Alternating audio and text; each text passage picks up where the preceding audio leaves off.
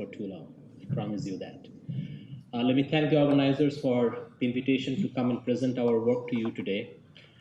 I would also like to thank you for including the name Integrative Biology in the name of the meeting, because my talk is going to be about using common sense integration of two different platforms to hopefully understand more about a system than using either of them alone.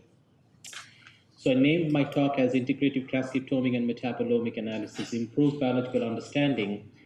And I'm going to talk about a particular case study involving methionine restriction in mice.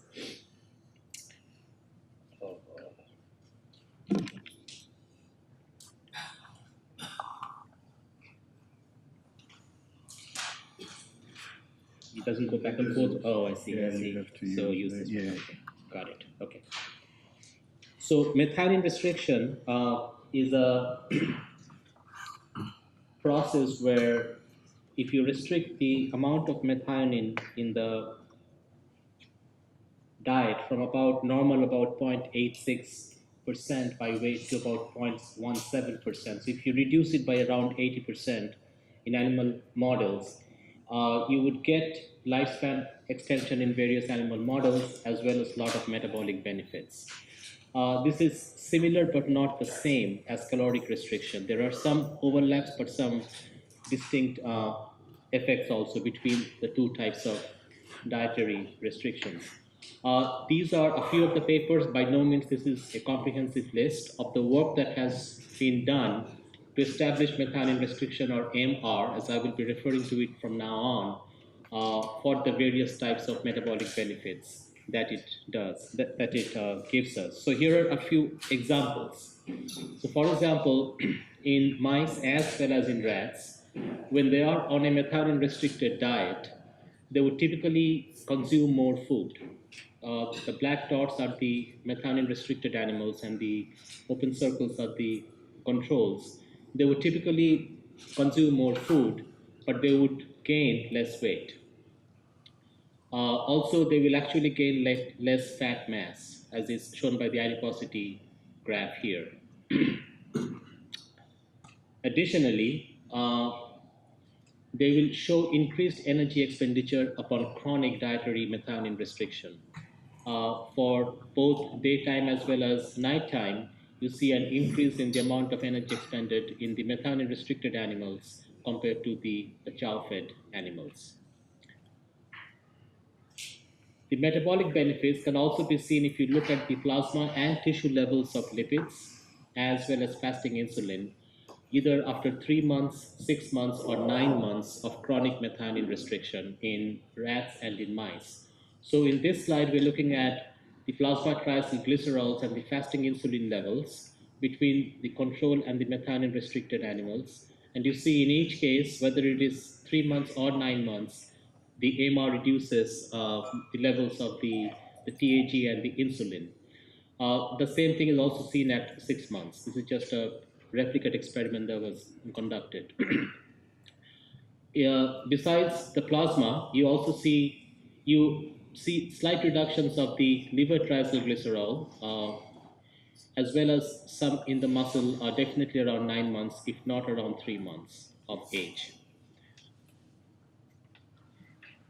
And finally, they also have increased metabolic flexibility, meaning their ability to switch from fat to glucose as the fuel source when they are presented with glucose.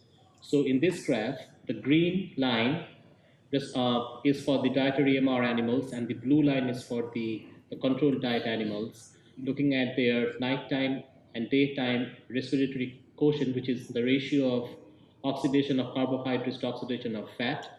And as you see that the green animals are able to cross the line of 1.0, which means they are better able to switch from fat to glucose as their primary energy source. So these are some of the examples again of how MR does confer metabolic benefits in animal models. So if you are to summarize all of that, we would say that methionine restriction increases food consumption, reduces adiposity, body weight, energy expenditure is increased, reduces plasma and tissue lipids, remodels the transcriptome, as well as increases metabolic flexibility and insulin sensitivity. That's all very good, but how does it happen? So we are not very clear about the molecular mechanisms that are driving these benefits that you accrue upon methionine restriction. So to understand that, we took a very simple approach of conducting a joint metabolomic transcriptomic analysis, starting with C57 black 6 mice, which are on a controlled diet or a methionine restricted diet for 12 weeks, starting at 5 weeks of age, male mice. And then we took out the white adipose tissue and the liver from both treatments and conducted them to transcriptomic and metabolomic analysis, and then followed it up by combining the results of both of them into an integrative analysis strategy. So first I will show you some data on the adipose, and then second I'll show you some data on the liver. So in the adipose, when you look at the transcriptomic data, when you're comparing the methionine restricted animals to the wild type animals, and you're doing a pathway enrichment analysis using GSEA, gene set enrichment analysis, we see a bunch of different pathways that are highly significantly enriched for differentially expressed genes, as shown by these FDRQ values. So these are all in IWET. What caught our attention was these three in particular, the pathways named as oxidative phosphorylation, citric acid cycle, as well as the fatty acid metabolism cycle. And the reason for that is these three pathways are kind of connected with each other. One follows the other in terms of biological function. So we got further confirmation of these findings when we looked at the data in a different way using the Ingenuity pathway analysis tools. There are also these four pathways which seem to be the highest significantly overexpressed in the methionine restricted animals. This is just a heat map of one of the pathways, the fatty acid beta oxidation pathway, showing the expression levels of the genes in the control animals compared to their expression in the methionine restricted animals for time. When you look at the metabolite data from the same adipose tissue, and if you divide the data based on the compound class, I don't think this slide is very legible from the back of the room, but essentially what we have done is we have sorted the metabolites into long chain fatty acids, polyunsaturated fatty acids, as well as sulfur metabolites, which I'll come to in a moment. And these are the fold change of the expression levels of the metabolites in the MR versus control animals. What we see is, as a class, both long chain fatty acids and polyunsaturated fatty acids are upregulated in the MR white adipose tissue.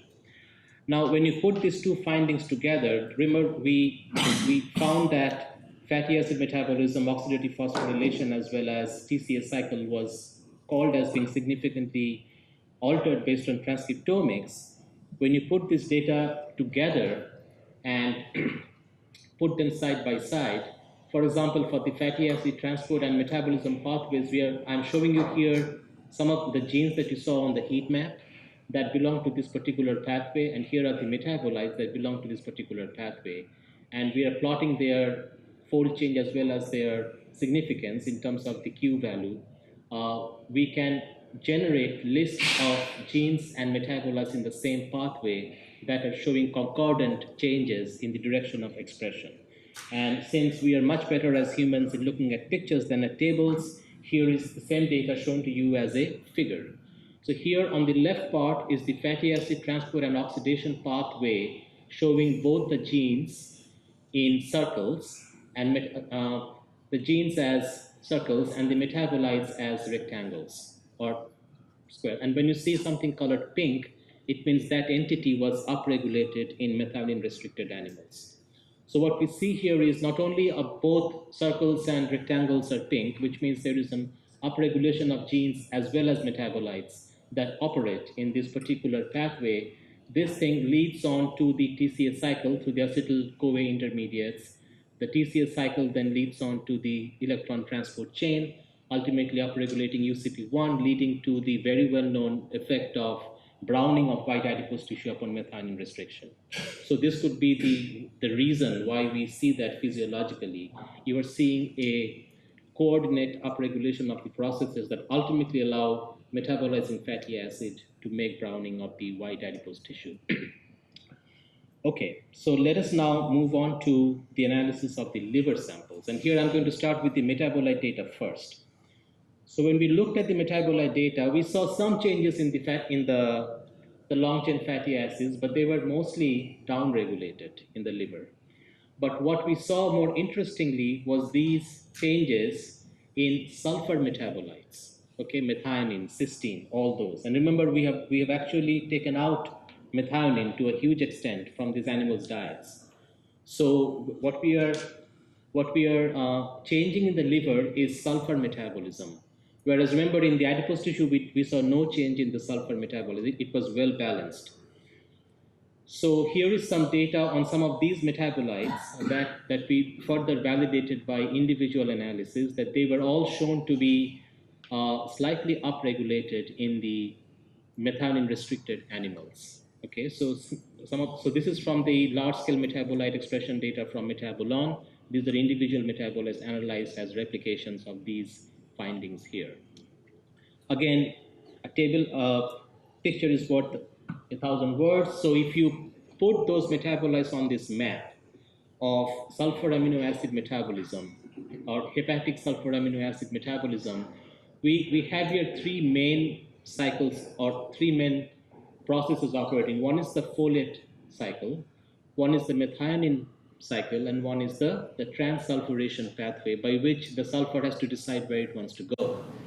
So what we find here is in red are shown metabolites that are upregulated in methionine restricted animals, and blue are metabolites that are downregulated. And what we see very clearly is there is maintenance of methionine in the liver because all of these are slightly upregulated in the liver despite having a methionine restricted diet. This is synthesis of methionine by the liver from homocysteine to maintain methionine for protein synthesis, because that is what it tries to protect the most. However, it comes at a cost of the homocysteine being now not available to make these other metabolites such as taurine and hypotaurine, and eventually leading to a sharp reduction in glutathione. Although you are seeing upregulation of precursors like glutamate, the final product there is much less of it in the liver. So what happens when we lose or reduce glutathione is that we lose our ability for redox balance, which was nicely described in earlier talk today. So when we lose redox balance, what we are also seeing concomitantly is an increase along this pathway of threonine, threoaminobutyrate, and ultimately something called ophthalmate. Now, ophthalmate has been recently suggested as a marker for oxidative stress or marking a pro-oxidant stimuli. So both the reduction in the glutathione and the increase in the ophthalmate tells us that perhaps the liver is undergoing some kind of a pro-oxidant status upon methionine restriction, which we are not seeing in the adipose tissue, interestingly. Now, what happens when a cell undergoes oxidative stress? As we learned from Dr. Weir's lecture earlier this morning, you see an upregulation of NRF2 because that is the antioxidant response, the classic antioxidant response that happens in cells. So when we looked at the transcriptomic data from the liver, moving on from the metabolomic to the transcriptomic data from the liver, we saw some pathways which are linked to xenobiotic metabolism or to LXR and RXR, the anti-inflammatory functions were downregulated. But we also saw, we were very pleased actually to see this NRF2 mediated oxidative stress response pathway being called as being upregulated in the liver of the MR treated animals. And here is the example. So here are some of the genes that are the targets of the NRF2 transcription factor. These genes typically will contain something called the ARE or the antioxidant response element, where NRF2 will bind and induce transcription of these genes. So all of these genes, at least the ones that you see on the left, are upregulated in the MR treated liver. And they are known to be upregulated by NRF2. These genes are downregulated in the MR treated liver, and these genes are typically inhibited by activated NRF2. So in both cases of activation of genes or inhibition of genes, we find consistency with NRF2 activation in the liver. So To summarize the findings from the adipose and the liver, in adipose tissue upon MR, you have a coordinated upregulation of fatty acid metabolism, TCA cycle, and oxidative phosphorylation using both transcriptomics and metabolomics. So in this particular case, transcriptomics and metabolomics reinforce each other for the same biological processes. But in the liver, when you have MR, you see a reduction of sulfur amino acid metabolism, you see a pro-oxidant environment, and you see an increase in the antioxidant response. Now, if I only did the metabolomics data, I would not have known about this NRF2. And if I only did the transcriptomics, I would not have known about the glutathione. So I would not be able to relate why one is happening. So here, the transcriptomic and metabolomic data connects different biological processes and allows us to infer more about what is going on, generate more testable hypotheses than is possible with either one of the technologies alone.